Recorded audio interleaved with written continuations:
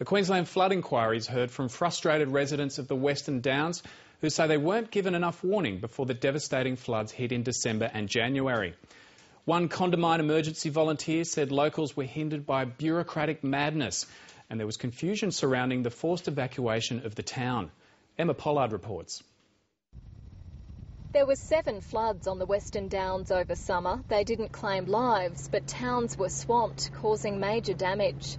Early warning systems again came under scrutiny at the Dalby sitting of the Flood Inquiry. A common theme arises about a lack of warning received of the impending water, that although not causing loss of life, could sometimes be the difference between the preservation of property and livestock that can often be essential to a person's livelihood. Witnesses spoke about the controversial mandatory evacuation of Condamine. Farmer and SES member Glenn Taylor said the emergency response was bureaucratic and confusing. He told the inquiry the left hand didn't know what the right hand was doing. He said locals needed better communication and more control. Just like to take us back to the old regime we had in '83 where we would organise a lot differently. Certainly new technologies in relation to weather stations, rainfall and flood events are crucial to the future. Sergeant Ben Wiltshire was on the ground in Condamine when residents were ordered out.